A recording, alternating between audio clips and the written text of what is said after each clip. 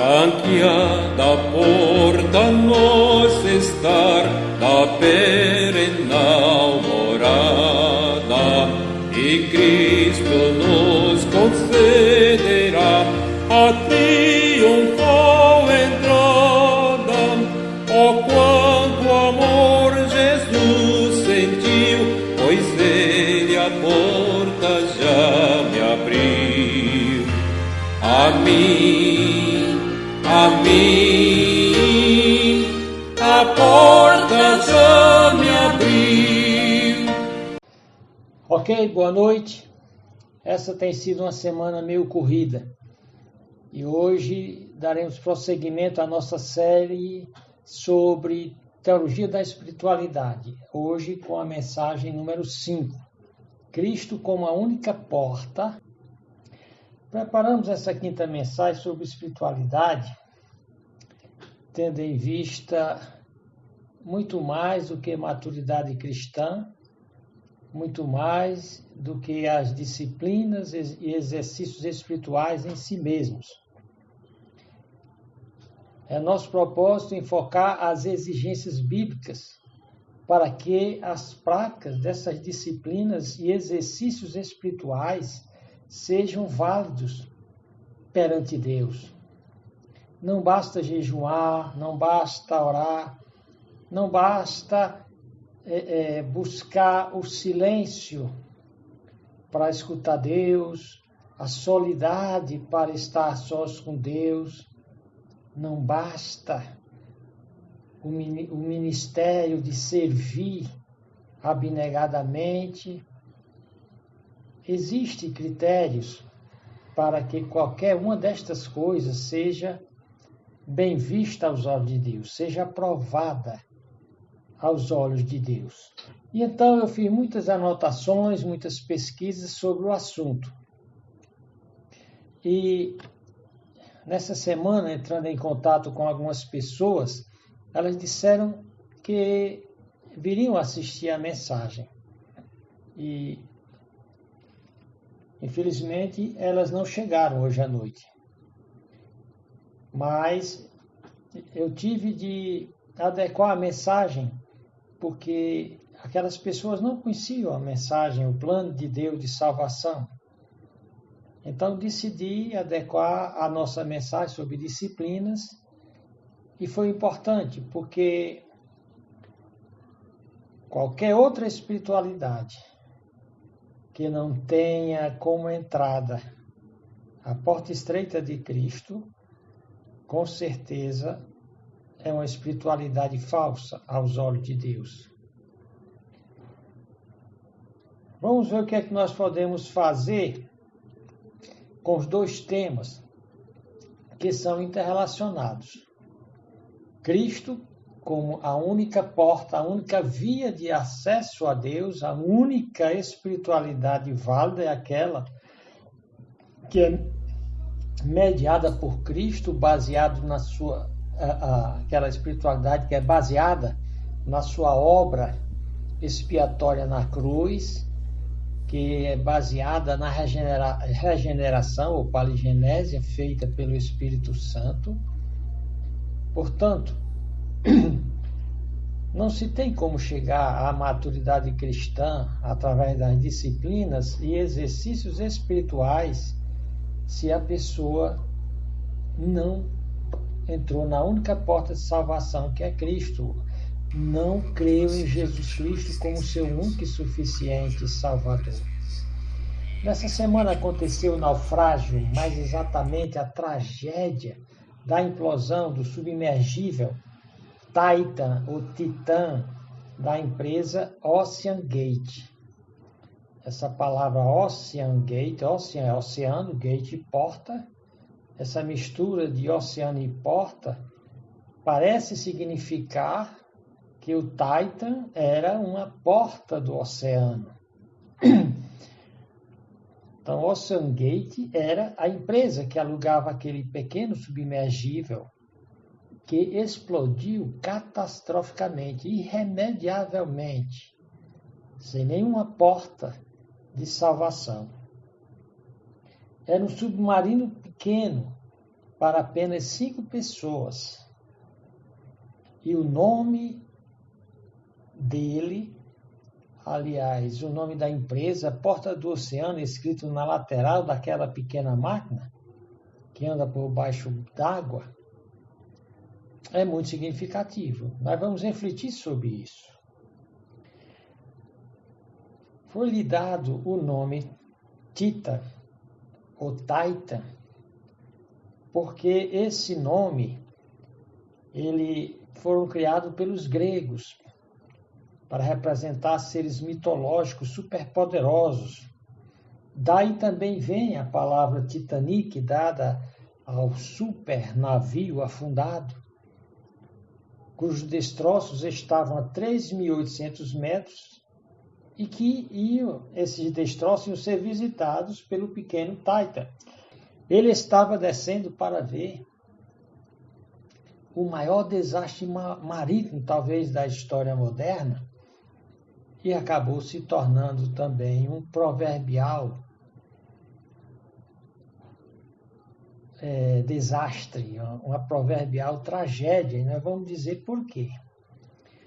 O Titanic, o Titanic, dito inafundável, afundou.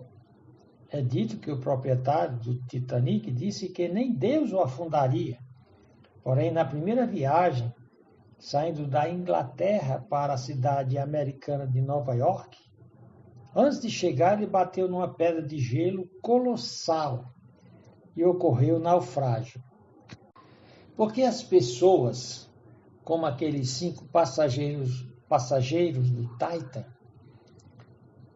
arriscam-se em aventuras tão perigosas. De fato, aqueles 5 passageiros do Titan, ou do Titã, eram exploradores em busca de aventuras. Eles são parte de um seleto grupo de pessoas muito ricas que estavam enfastiadas da vida.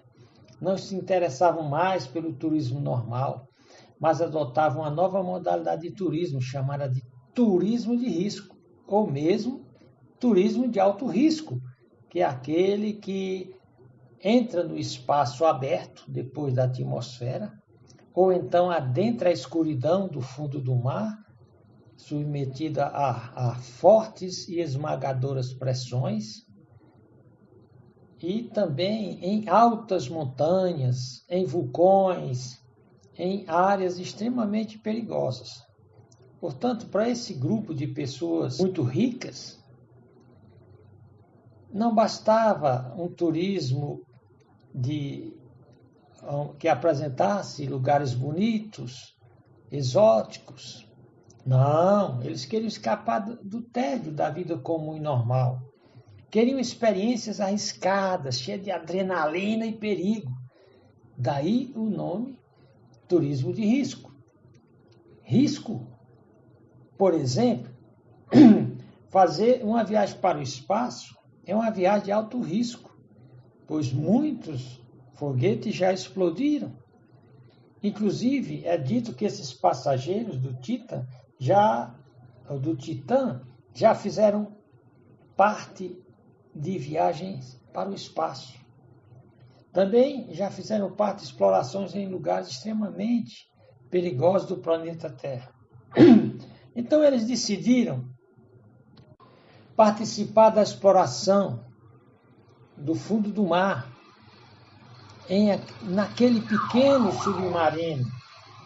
Eles queriam voltar ao passado, olhando os destroços do fatídico Titanic.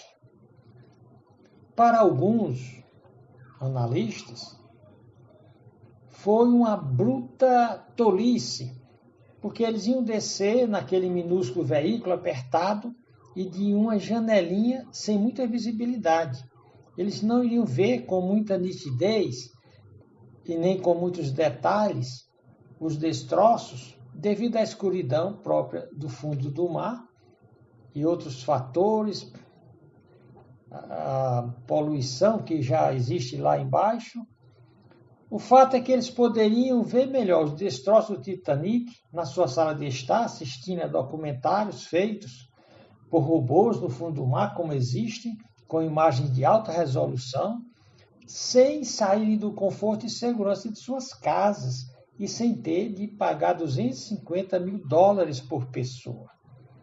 Porém, eles pagaram $250 mil cada pessoa, num total de mais de $1 milhão.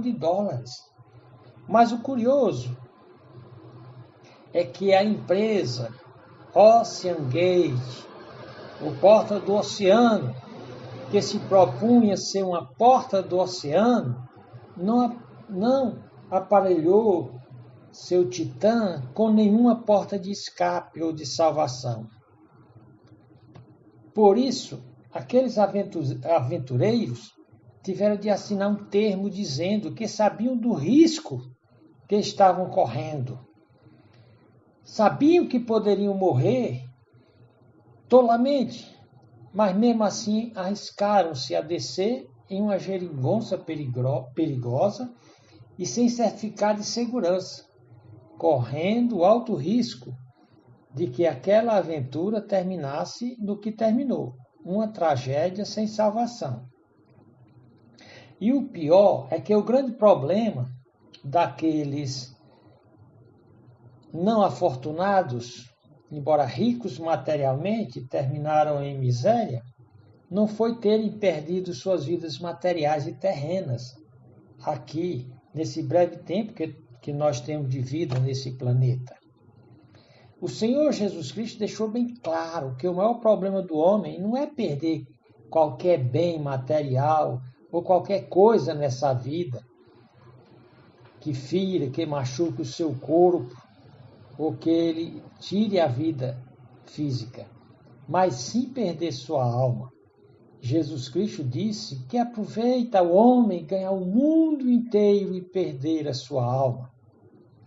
Agora paremos um pouco de falar nessa tragédia dos 5 tripulantes do Titan e façamos uma relação entre o episódio e o nosso tema, que é a espiritualidade. Você pode perguntar, o que é que tem essa tragédia a ver com espiritualidade?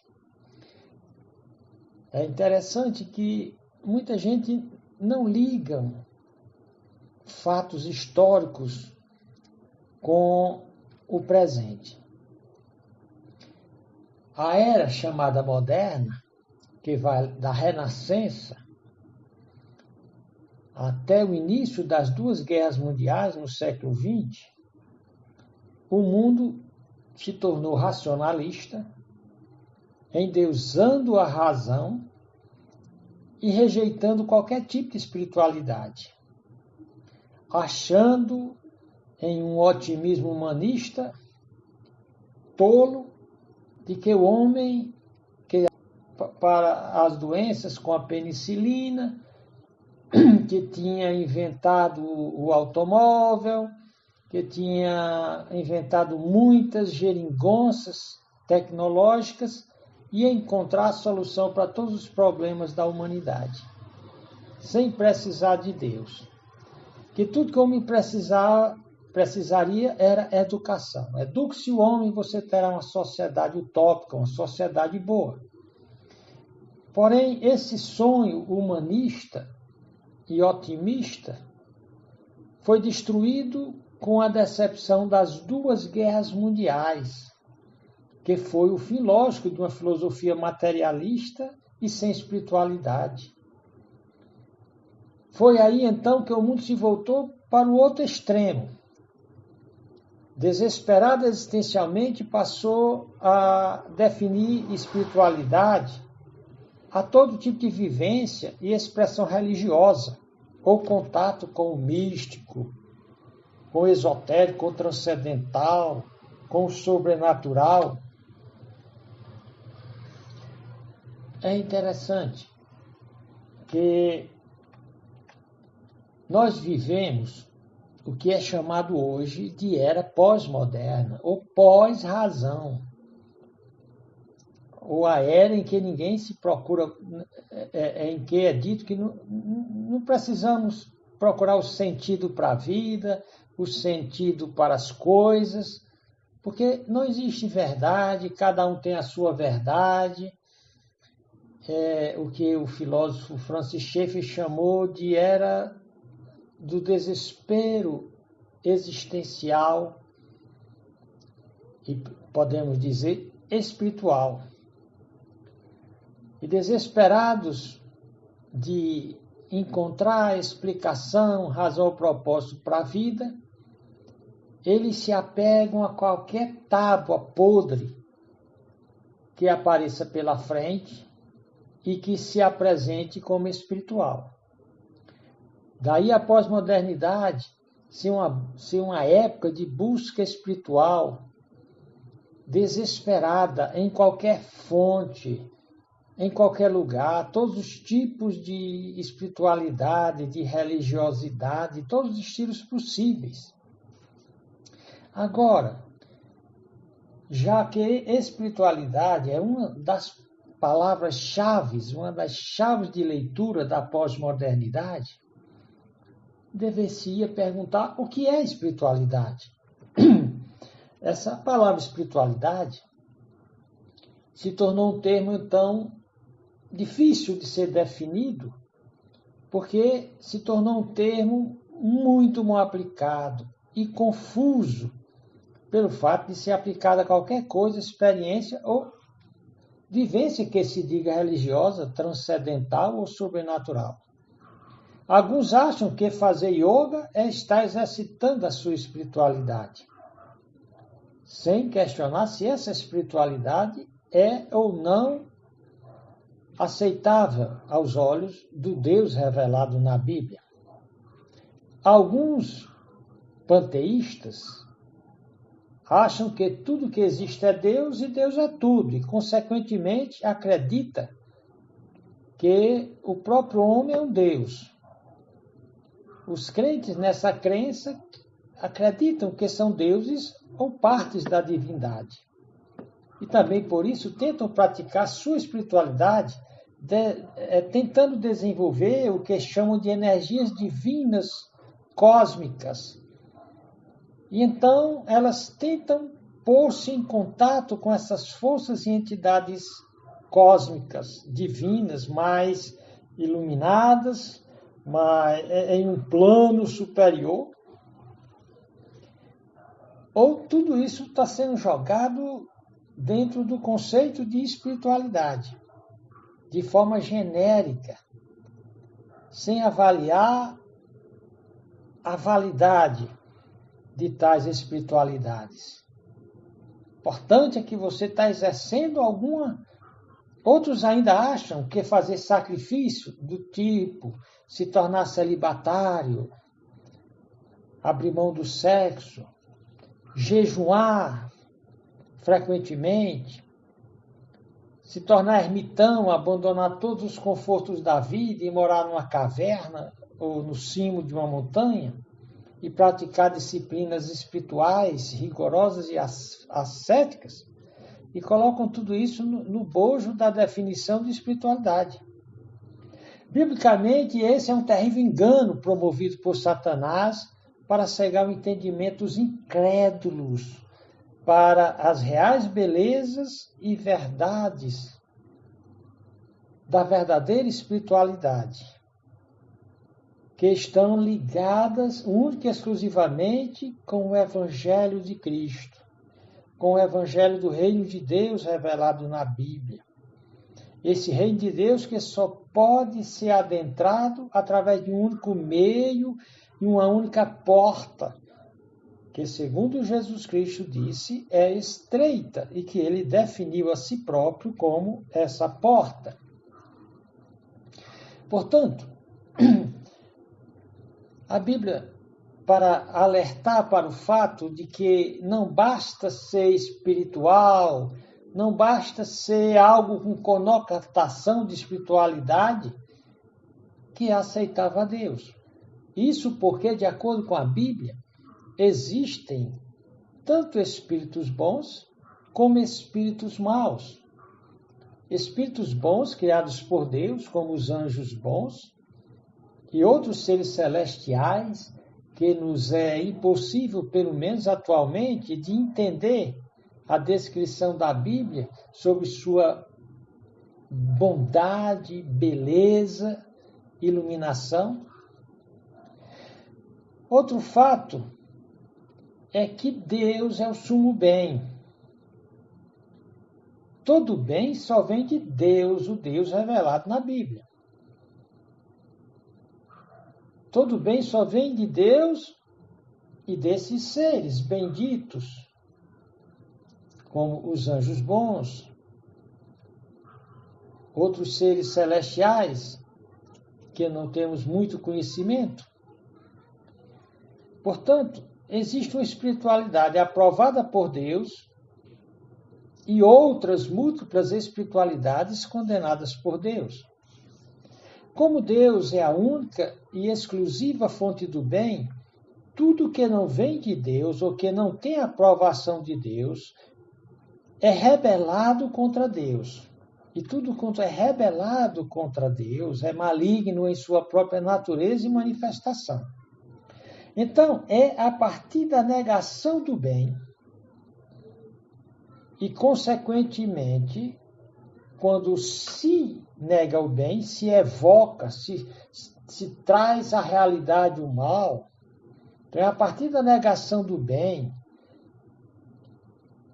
e pela evocação do mal na queda dos anjos e do próprio homem, que passa a existir uma espiritualidade maligna, extremamente sedutora e enganosa.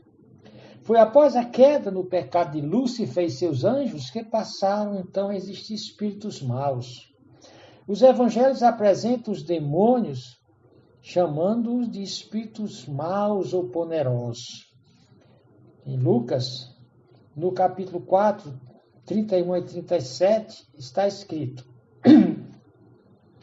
E veio espanto sobre todos, e falavam uns com os outros, dizendo: Que palavra é esta que até os espíritos imundos, veja bem, espíritos imundos, manda, Cristo, manda esses espíritos imundos com autoridade e poder, e eles saem.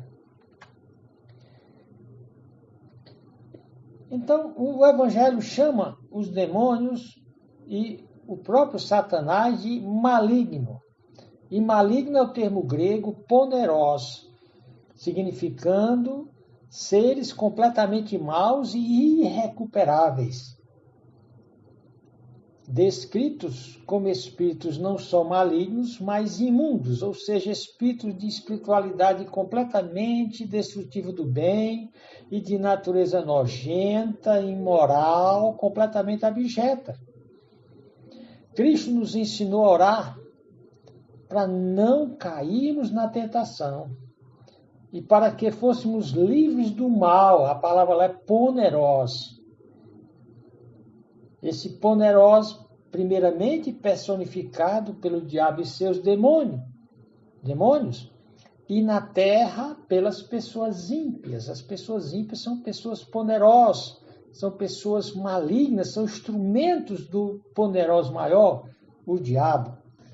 Então, quando o Senhor Jesus Cristo ensinava seus discípulos a orar, em Mateus 6 e 13, ele disse que deveríamos pedir: não nos conduz à tentação, mas livra-nos do mal, livra-nos do poderoso. Jesus Cristo denunciou a manifestação religiosa dos fariseus e doutores da lei de sua época como uma espiritualidade maligna. Eram pessoas, inclusive, que conheciam profundamente a lei de Deus, a vontade de Deus, e em grande medida obedeciam à lei de Deus de forma mecânica, de forma meramente casuísta, onde lhes propiciava alguma vantagem.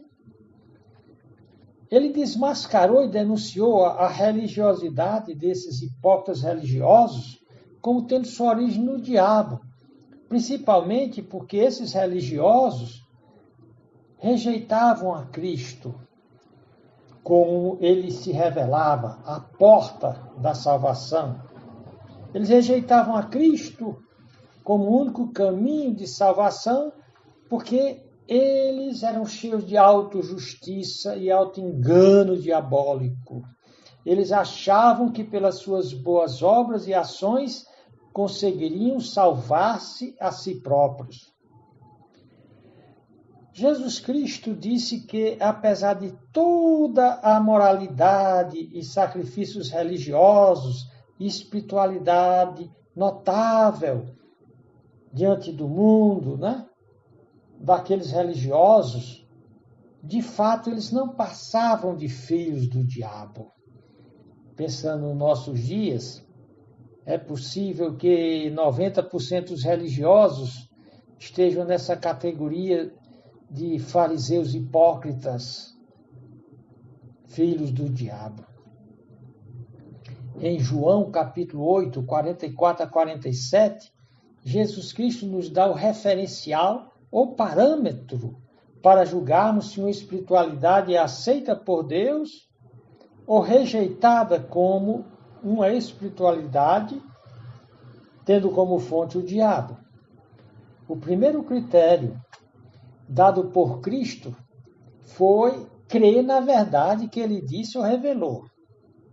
Por isso chamou os fariseus de filhos do diabo, porque não criam na verdade do evangelho pregado por ele.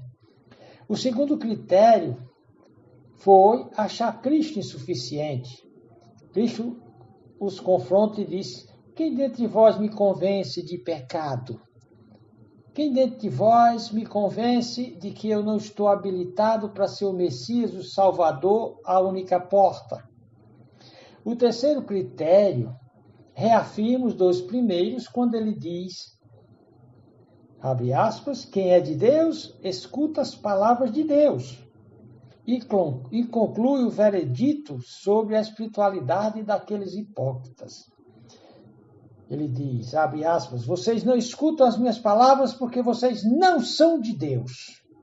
Fecha aspas. Portanto, qualquer vivência, expressão de religião ou espiritualidade que não esteja de acordo com a verdade do Evangelho de Cristo e não crê que esse Evangelho, baseado somente em Cristo, então, quem não crê nesse Evangelho baseado somente em Cristo, não é de Deus, mas é uma espiritualidade, ou tem uma espiritualidade do diabo. Aquela espiritualidade que o diabo usa para cegar o entendimento dos incrédulos ou rebeldes contra Deus e sua revelação. Olha o que Jesus Cristo diz em João 8, 44 a 47. Ele olha então para aqueles religiosos aclamados e famosos na época, de grande visibilidade no mundo religioso, e diz, vós tendes por pai ao diabo, e quereis satisfazer os desejos de vosso pai. Ele foi homicida desde o princípio e não se firmou na verdade, porque não há verdade nele. Quando ele, o diabo, profere mentira, fala do que ele é próprio, porque é mentiroso e pai da mentira. Mas porque vos digo a verdade, não me credes. Quem dentre vós me convence de pecado? E se vos digo a verdade, por que não me credes? Quem é de Deus, escuta as palavras de Deus. Por isso vós não as escutais, porque não sois de Deus. Em Provérbios 24 e 20, fala de outra categoria de maligno. Lá diz, porque o homem maligno não terá galardão, e a lâmpada dos ímpios se apagará. O apóstolo João também, mas fala do poneros, ou do homem, ou do maligno, e ele faz uma divisão na humanidade. Ele divide a humanidade entre aqueles que são de Deus, ou do bem, e o resto do mundo sob o controle do poderoso, o maligno, se referindo nesse caso ao diabo. Este é o mundo caído, esse mundo do maligno, debaixo do poder de Satanás.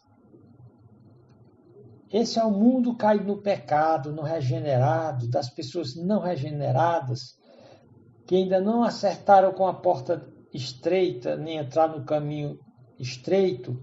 Essas pessoas que não tiveram seus pecados expiados por Jesus Cristo na cruz. Toda a espiritualidade e religiosidade de todo o mundo caído e não regenerado pelo Espírito Santo e sem ter seus pecados expiados pelo sangue de Cristo é uma espiritualidade maligna e conduzida pelo engano do demônio. Em 1 João 5,19, aqui o João faz a divisão que eu acabei de falar. João diz, sabemos que somos de Deus. Primeiro grupo, os que são de Deus. E o resto. E que todo mundo jaz no maligno, então, no poderoso.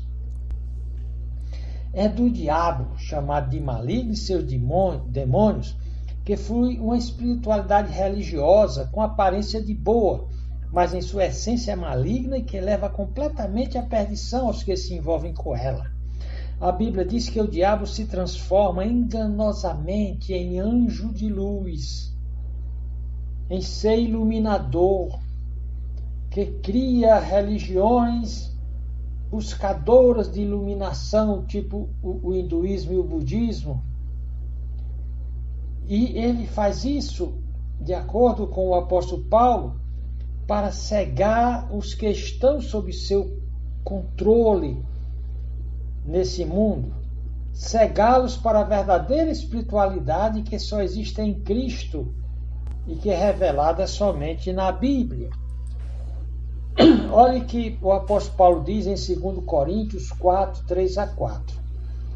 O apóstolo Paulo deixa isso bem claro. Ele diz, mas se ainda o nosso evangelho está encoberto, para os que se perdem está encoberto, nos quais o Deus desse século, e Deus com letra minúscula, que é o diabo, o poderoso, cegou o entendimento dos incrédulos, aqueles que não creem que Jesus Cristo é a única porta de salvação, cegou o entendimento, barrou, para que eles não resplandeça a luz do Evangelho da glória de Cristo, que é a imagem de Deus. A verdadeira luz, a verdadeira iluminação vem só e exclusivamente pelo Evangelho de Cristo. Portanto, diante do que já foi visto pelos textos bíblicos já lidos, vimos que existem alguns requisitos para que um exercício ou disciplina religiosa seja aprovado por Deus na Bíblia. É fundamental para que uma manifestação ou vivência seja tida como espiritualidade válida aos olhos de Deus, seja primeiro e acima de tudo reconhecida pelo Deus da Bíblia. Seja reconhecida como espiritualidade bíblica. Hoje vamos falar alguma coisa então desses requisitos aos olhos de Deus para reconhecer uma vivência religiosa como espiritualidade real. E você que está nos assistindo, então, por favor, preste atenção. Eu estou apresentando o que está na Bíblia. Se você não concorda, paciência, mas está na Bíblia. Então, devido ao tempo, só poderei dar hoje um introito aqui, uma breve introdução sobre o que é espiritualidade. E então conectar isso com a declaração de Cristo sobre a porta estreita. A porta da salvação e ou porta da espiritualidade é uma porta estreita, muito estreita mesmo, que poucos conseguem entrar por ela. É o que Cristo diz. Essa porta é tão estreita que exclui todas as outras portas ou vias de espiritualidade que não são baseadas exclusivamente nela ou em Cristo e sua obra redentora na cruz. A porta da salvação é estreita, sim, mas existe. Agora, relacionando com o Titã, já a porta de salvação do Titã, o Taita, como se diz em inglês, o submergível onde morreram aquelas 5 pessoas de forma catastrófica, aquele submersível não tinha porta nenhuma de salvação. Embora no casco daquele submarino pequeno estivesse escrito Porta do Oceano. De fato, era uma porta para a tragédia. Todas as portas de forma de espiritualidade que os homens inventam e falam que existe salvação sem Cristo são portas falsas. São falsas e diabólicas espiritualidades. Como Cristo falou, todas as espiritualidades, sem a verdade do Evangelho, têm uma única origem ao Pai, o diabo, e que, segundo o apóstolo Paulo, são espiritualidades que se apresentam como iluminação e salvação, tipo o budismo, mas são de fato o diabo disfarçado de anjo de luz, usando suas artes e artimanhas enganosas para guiar o mundo à perdição eterna das trevas do inferno. O contrário do que aquela religião se propõe, ela não leva à luz, mas às trevas. Abra sua Bíblia para Mateus 7, 13 e 15 e em seguida para João 10, 7 a 10. O Evangelho de Mateus, capítulo 7, 13 a 15 e o Evangelho de João 10, 7 a 10.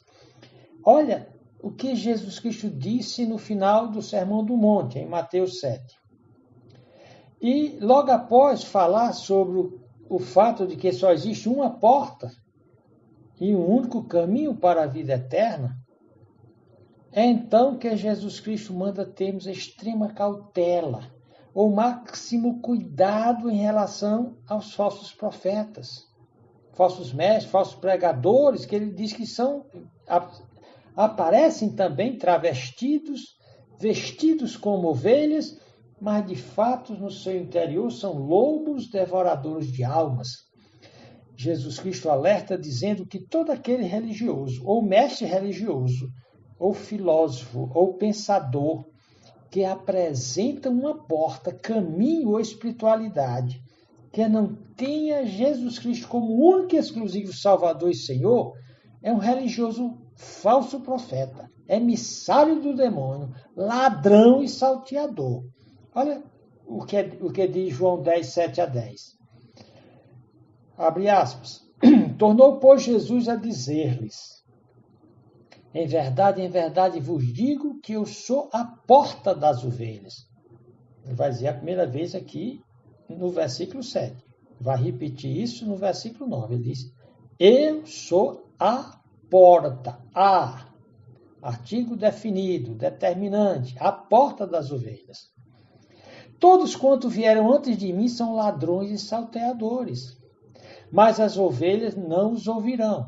Então ele volta a repetir: eu sou a porta, não uma porta, ou uma das portas. Eu sou a porta. Se alguém entrar por mim, salvar-se-á, e entrará e sairá e achará pastagens. O ladrão não vem senão a roubar, a matar e a destruir. Eu vim para que tenham vida e a tenham com abundância. Voltando lá para o Sermão do Monte, no finalzinho, Mateus 7, 13 a 14, ele diz: entrai pela porta estreita, porque larga é a porta, espaçoso o caminho que conduz à perdição, e muitos são os que entram por ela, porta larga. E porque estreita é a porta e apertado o caminho que leva à vida, e poucos há que a encontrem. Acautelai-vos, porém, dos falsos profetas, que vêm até vós vestidos como ovelhas, mas interiormente são lobos devoradores. Então, refletindo sobre esses dois textos, Jesus Cristo diz, clara e insofismavelmente: entrai pela porta estreita. E em seguida, sem dizer nada mais sobre essa porta, ele passa a falar de uma segunda porta, dita larga, espaçosa. Veja bem, porta é uma metáfora. Porta é a maneira de se entrar para um caminho que leva a algum lugar.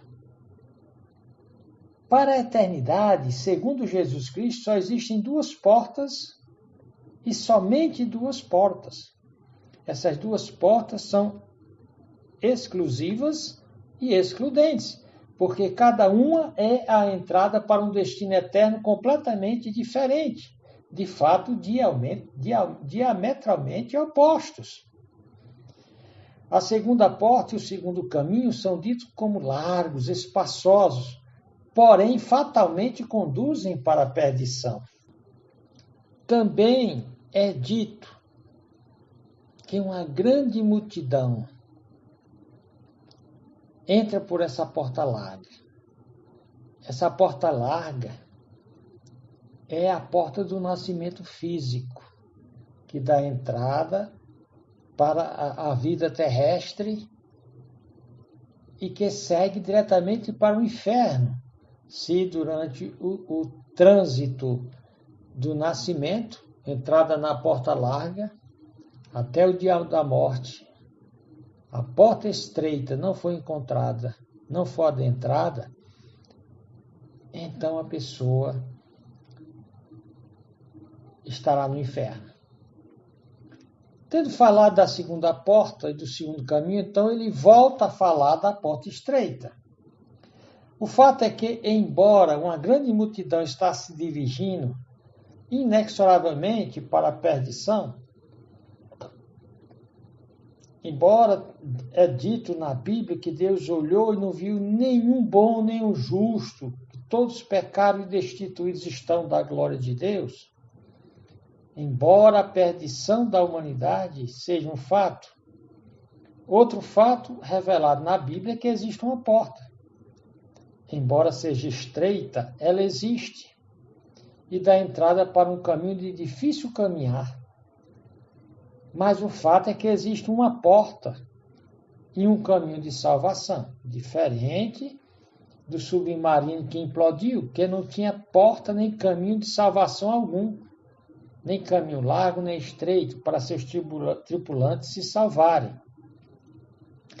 No navio Titanic, que se dizia inafundável, cujo nome Titanic também foi tirado da mitologia grega, dos titãs, seres poderosos, mitológicos, com grande poder de destruição, também terminou em grande destruição. Afundou, embora foi dito que era inafundável. Mesmo sendo pequeno, mesmo sendo, vamos dizer assim, um fator de alto risco, o chamaram de uma divindade. Como se essa pequena máquina submergível fosse um ser superpoderoso. Só que todo Titã, o Titan, o Titanic, o Titanic, que são feitos pelos homens e pela criação falível do homem, caminho de salvação, feitos pelo homem, são falsos. De fato, foi apropriado receber esses nomes de seres mitológicos, porque não passam de mentiras ou ilusões fantásticas para entreter almas incrédulas. Cristo alerta para o fato que muitos preferem embarcar nesse caminho largo de ilusões e fantasias mitológicas em vez de crer em Jesus Cristo como uma única porta de salvação. Ele diz que a porta é estreita, que o caminho é apertado, mas o destino para onde ela encaminha vale a pena, leva à verdadeira vida. Já a outra, embora pareça ter facilidades ao longo do caminho. Alguém disse que esse caminho largo é um caminho sempre descendo, deslizando, escorregando, sem freio. Na verdade, quem disse foi o apóstolo Paulo. Ele fala que antes de nos convertermos, nós seguimos o fluxo, um curso, a correnteza do pecado que nos arrastava para o inferno. Agora, alguém pode dizer que nós estamos sendo maldosos com essas vítimas que implodiram no fundo do mar. Convém que se diga, a bem da verdade, que nós não nos achamos melhores que os tripulantes do Titã, que a perdição daquelas 5 pessoas é tanto lamentável, como pelo lado humano nós temos grande compaixão, até porque nos identificamos com eles, com essas pessoas, com esses seres humanos. Isso porque todos nós somos embalados por ilusões e fantasias delirantes, elaboradas pelo nosso velho homem, a carne ou o falso eu. Talvez é possível que se tivéssemos o dinheiro que essas pessoas tinham, era muito possível que nós também nos afundássemos, implodíssemos nessas enganosas ilusões fantásticas. Embora, em certo sentido, nos identifiquemos todos com eles, é bom ficarmos alinhados com o que a Bíblia diz sobre as realidades eternas. O fato é que eles não tinham uma porta para escolher. Talvez eles tenham percebido que o navio, aquele submergível, ia implodir. E é possível que os barulhos e fissuras no submergível começaram a aparecer e eles começaram a pensar de como sairiam dali. Porém, o fato é que não havia porta. Não havia porta nem estreita nem larga. E o fato é que a catástrofe aconteceu.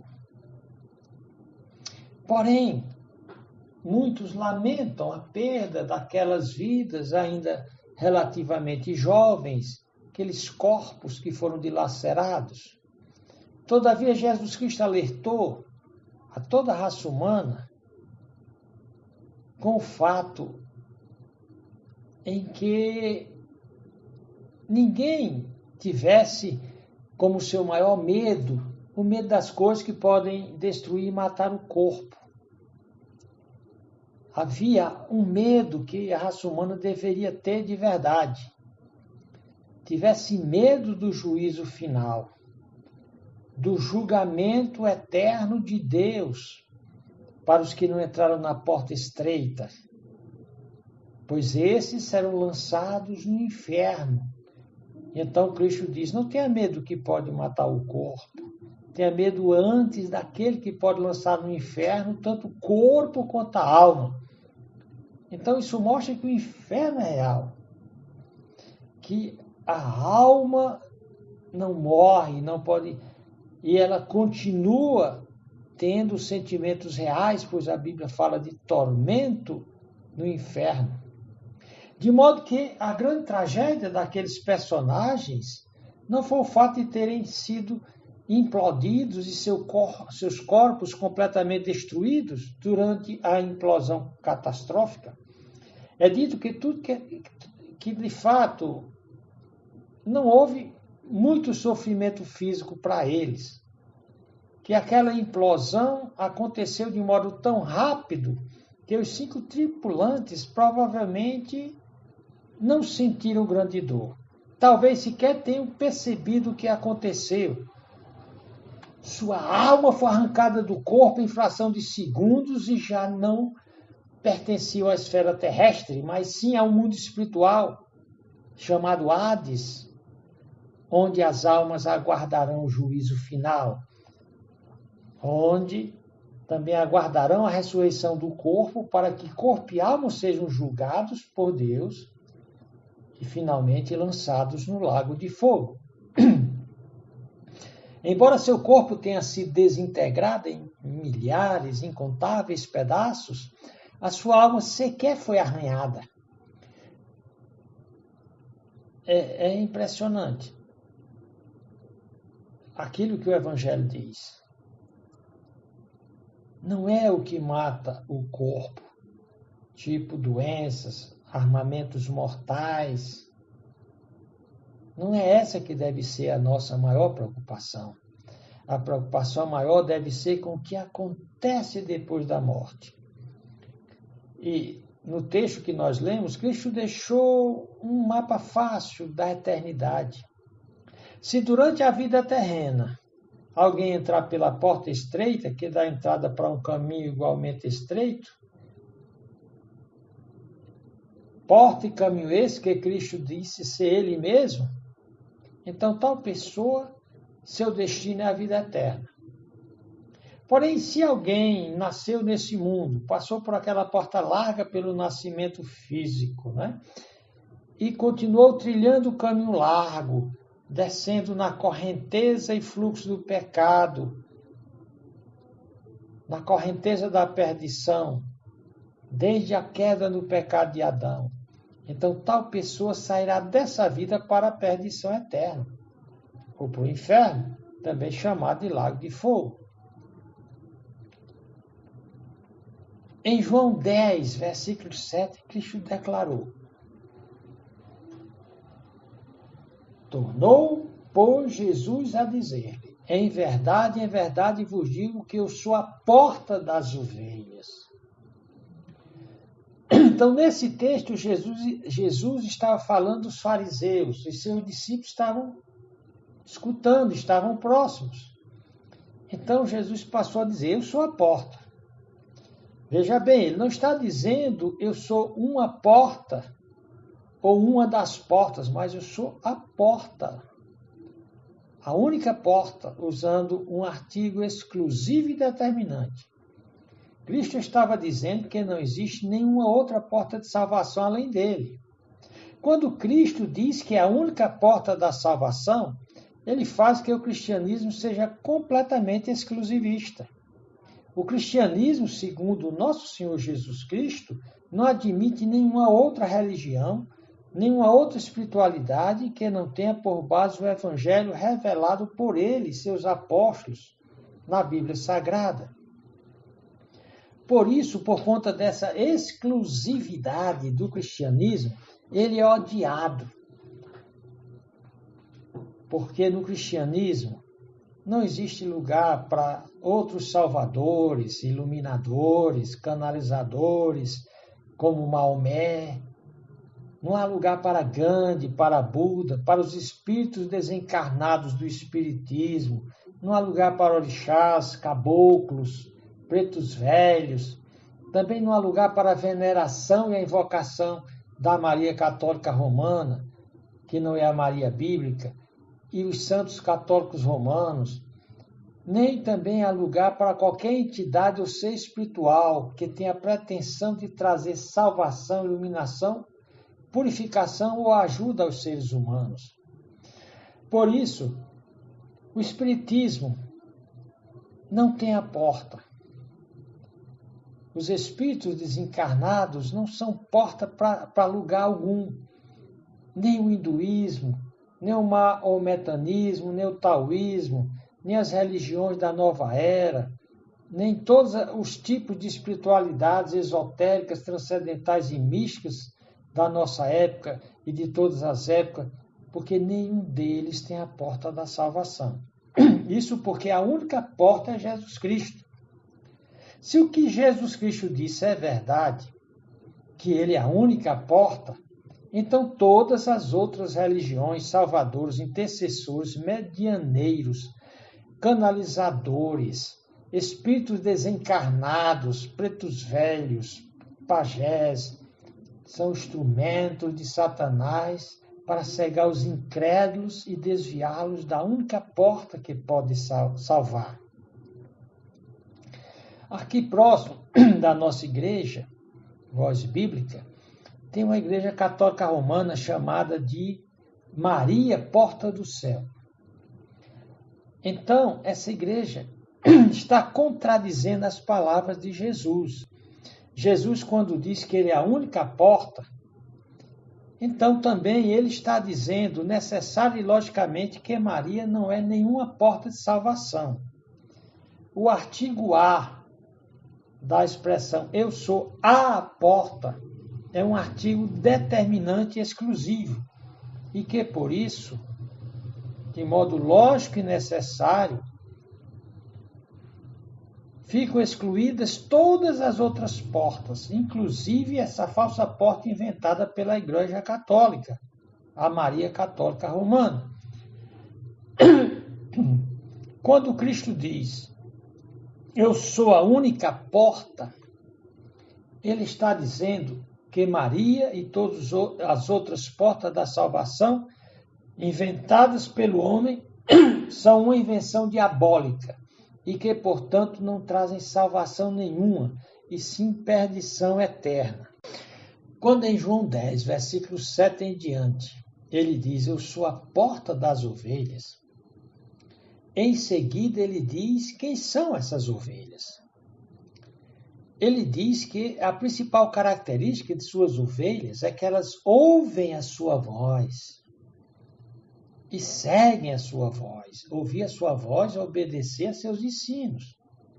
Aliás, é procurar ouvir, entender seus ensinos. E seguir a sua voz é obedecer aos seus ensinos. Então, ele diz que essas ovelhas que ouvem sua voz e que seguem a sua voz, ele diz, eu as conheço e elas me seguem.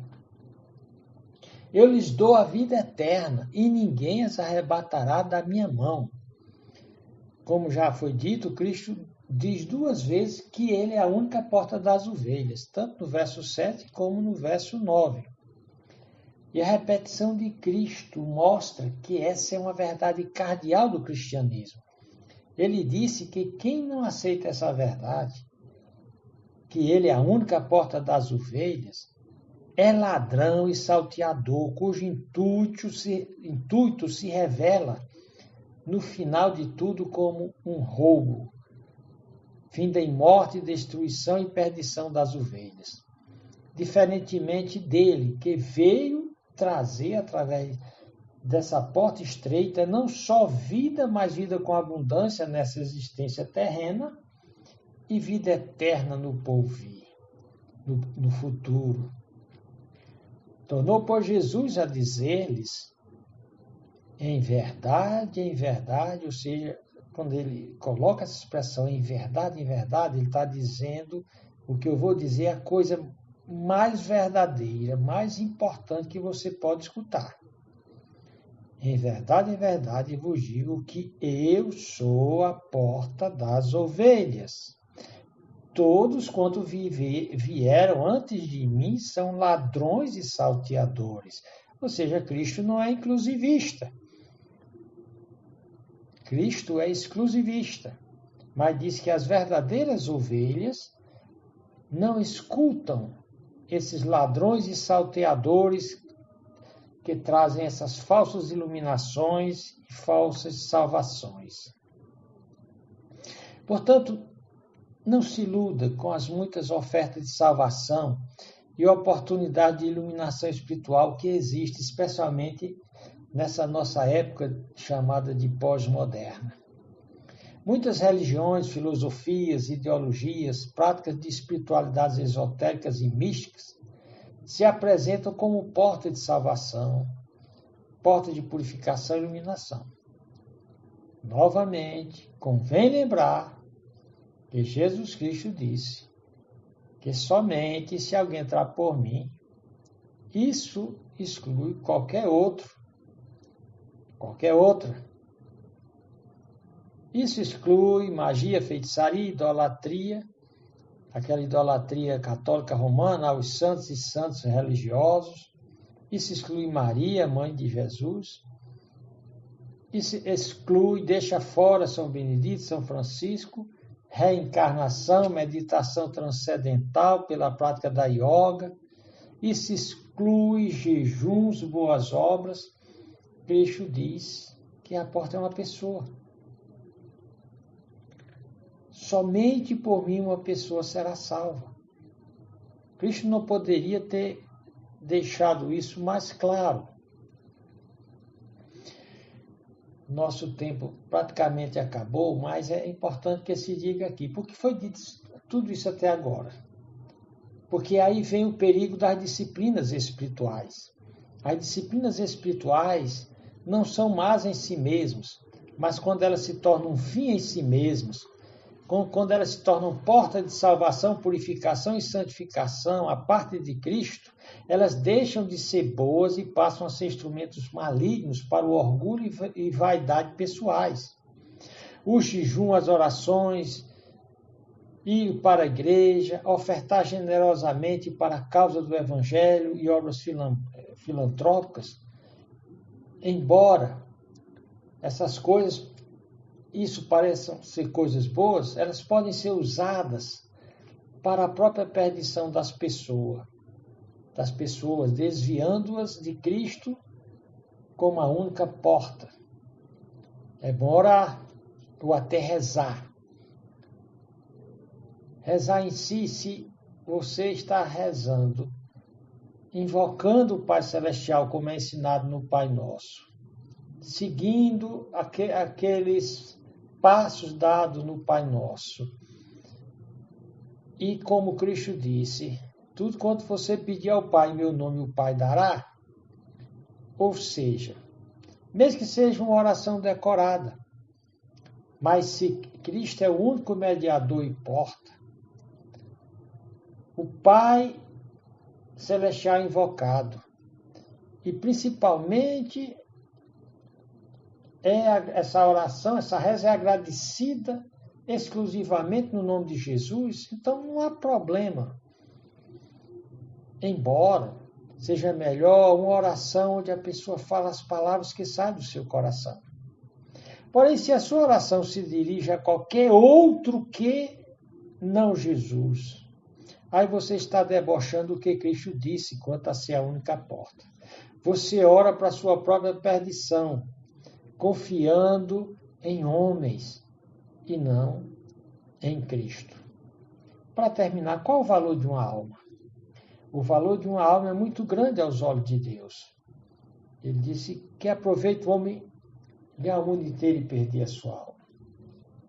Deus valorou a alma no valor máximo, quando ele deu o seu único filho para que morresse em redenção pelas almas perdidas. Então, reflita. Se você está envolvido com qualquer religião, com qualquer prática religiosa, com qualquer tipo de espiritualidade, que Jesus Cristo não é o único mediador, que Jesus Cristo, com seu sangue, não é o purificador, que o Espírito Santo não é o regenerador, então você caiu presa do demônio. Você está numa religião do diabo. De acordo com Cristo, você é do diabo. Você está na estrada larga, você está indo para o inferno. Onde você está, se arrependa do seu pecado. Se volte somente para o Jesus Cristo revelado na Bíblia, para o Deus revelado na Bíblia. E só assim você vai desenvolver uma verdadeira relação com Deus. Você vai encontrar salvação para a sua alma, uma vida abundante nessa existência e a vida eterna no porvir. Que Deus te abençoe. Boa noite.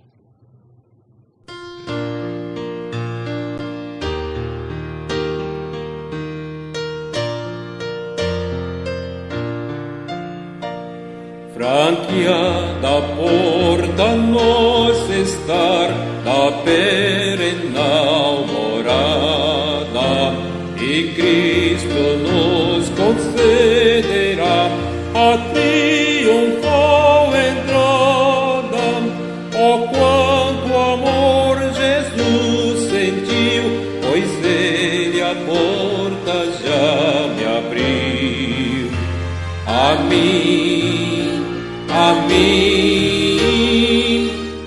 porta